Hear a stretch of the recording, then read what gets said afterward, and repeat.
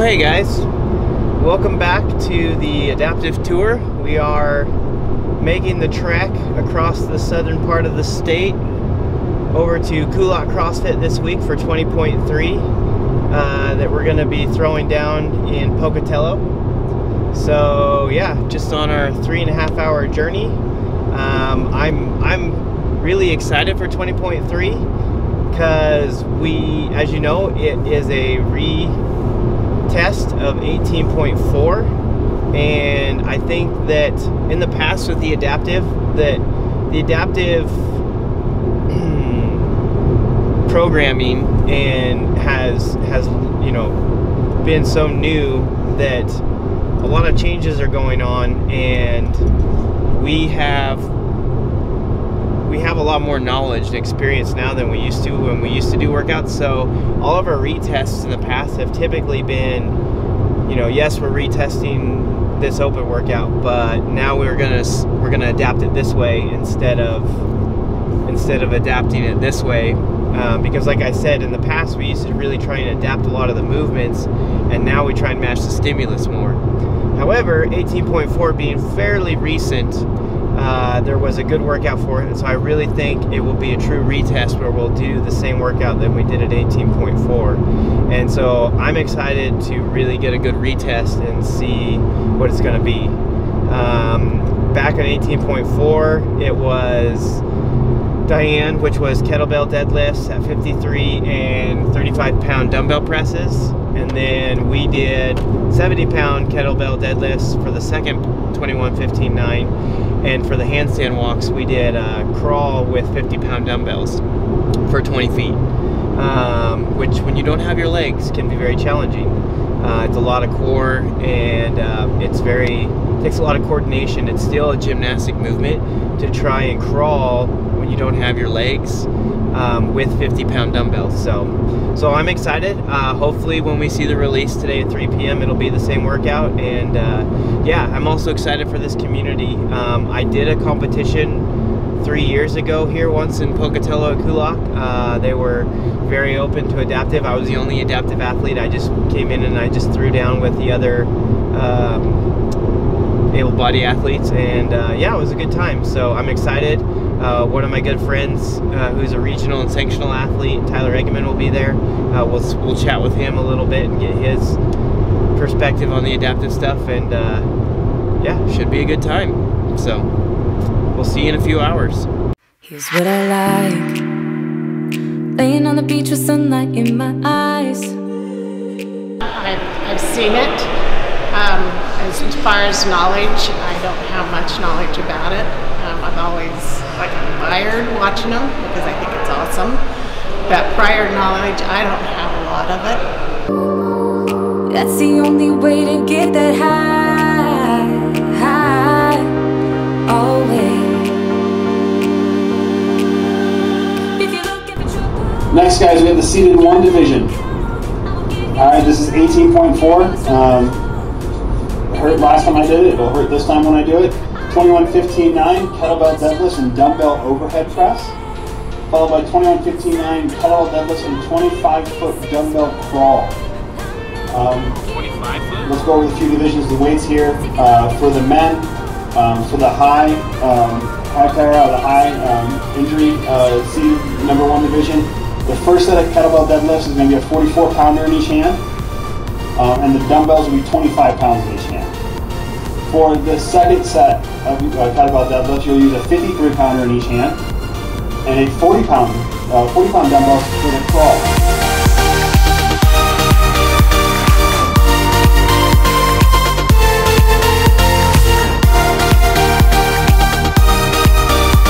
Probably that hay gives 110%, just like the rest of us.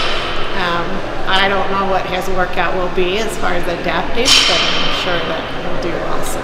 I close my eyes, playing my guitar to my fingers and numb. I always try to let my spirit fly away. That's the only way to get that high.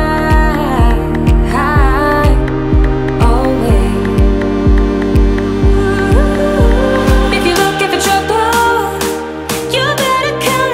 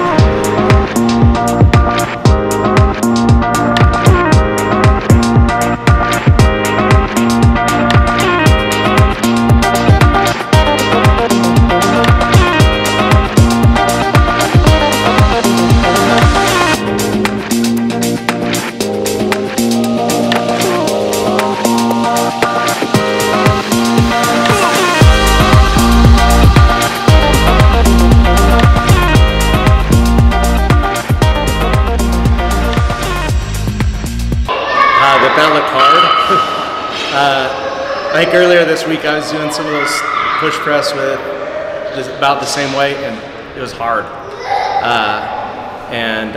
He ripped through those. And then the crawl looked hard, way hard. Kind of makes me want to try it out, but those 50-pounders look real heavy.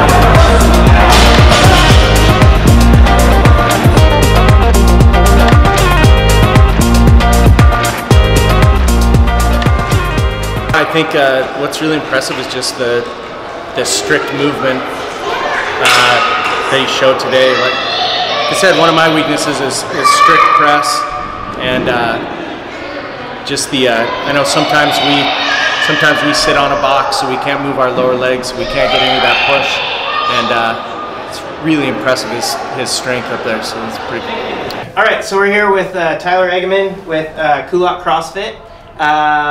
Regional sanctional athlete that I've had the pleasure to know for a while now. So if I'm not mistaken, your first experience with adaptive CrossFit was a competition that I actually did here in your guys' gym like 3 years ago? Yeah, we did the Kulak Combat like probably I think you came 3 or 4 years ago. I don't remember exactly. Yeah. But yeah, that was probably, I think that was the first time I saw you working out. Was in Well, if you can remember any, what were some of the impressions that you took away from that? Or that year, I think we had rope climbs in one of the workouts. Yeah. And so you were doing rope climbs, and that was the first time I've seen anything like that. You doing rope climbs, I was like, dude, that is awesome. That's so cool. And so that was kind of the first exposure I had to. Nice. And then you're kind of unique from some of the other people that we've met with and spoke with, because you've had the opportunity.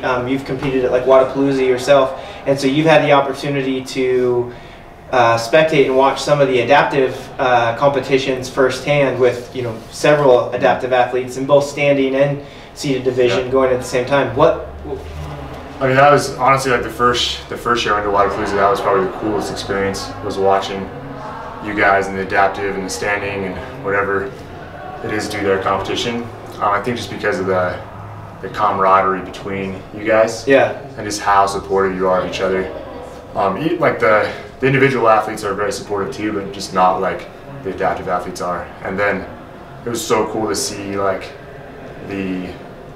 these people that have every excuse to not work out. Yeah. Like most people don't have any excuses. Like you're healthy, you got 2 arms, you got 2 legs, like there's nothing wrong with you, but we come up with a bunch of excuses of why we can't do stuff. But then to watch all these people that have real excuses to not climb ropes and not work out hard and not challenge themselves, actually going out there on stage and challenge themselves is so like super inspiring.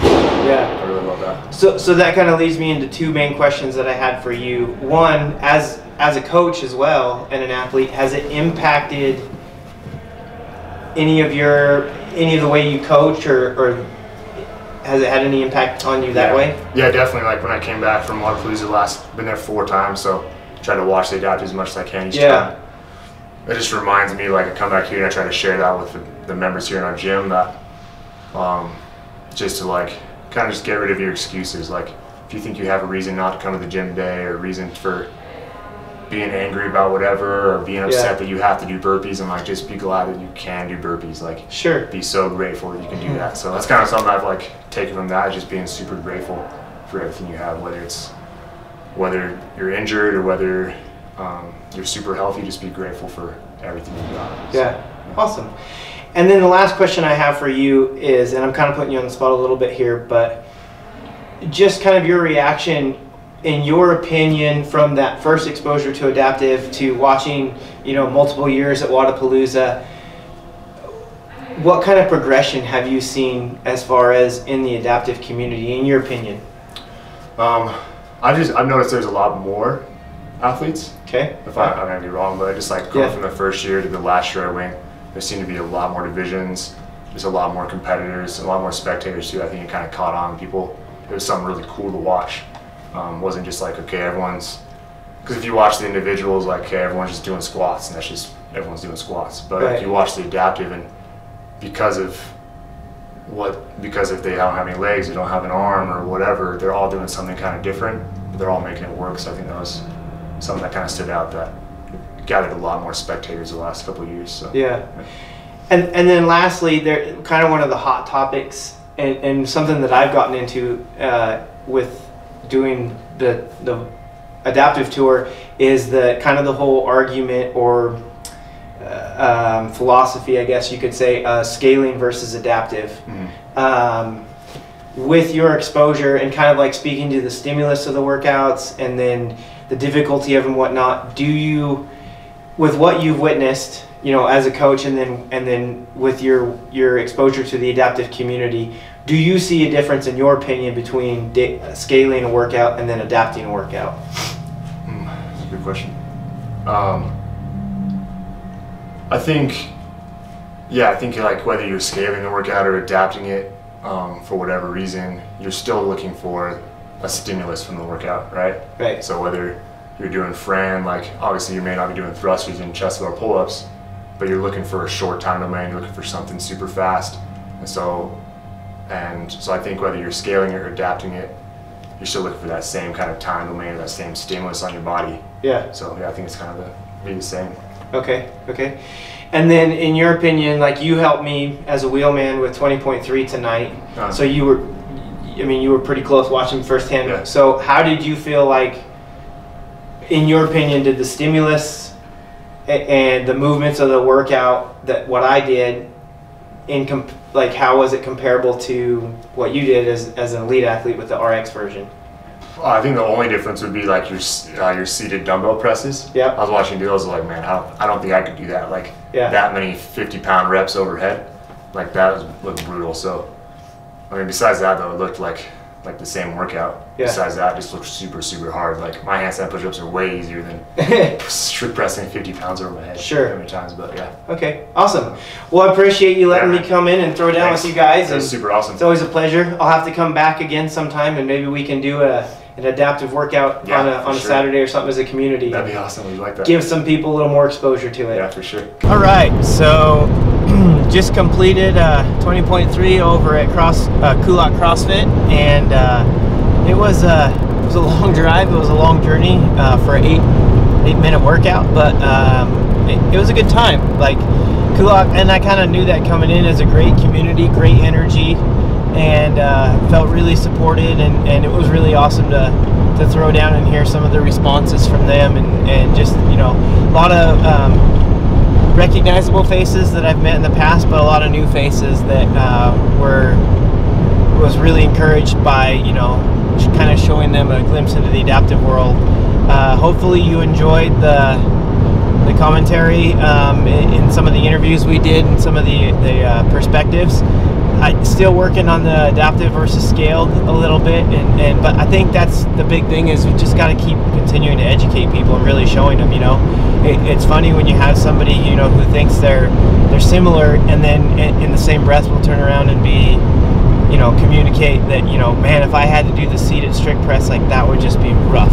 Like, and so it's there, but it's trying to tie the two together, right? So it's recognizable that there is a difference. And so hopefully as we continue to do this, we'll have opportunities to introduce ourselves to these gyms, and then maybe go back and do an adaptive workout with everybody, and so they truly feel it firsthand.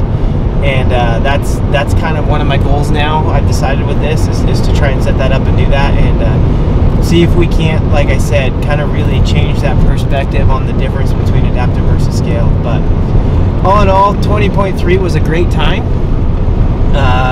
Super stoked. Like I said, like, even though this wasn't necessarily one of my great workouts in the past, like, I was really excited to do a true retest. They did slightly change one thing. They added 5 feet to our crawl. Last time it was a 20-foot crawl. This time it was a 25-foot crawl. So still, I'm stoked to see that, you know, I have gotten fitter, that I was able to handle the 50-pound dumbbells better in the crawl. I just, mental experience, I think, played a big part in this one as far as doing better, in that I was more patient. you know, I carried a good pace, but I did pace myself, especially when we got to the heavier deadlifts. Just stayed consistent and just kept moving, which allowed me to get a time that was 1.5 minutes better than what I'd done 2 years ago in 18.4. So really stoked with that, and yeah, now we head home, and we look forward to seeing you guys all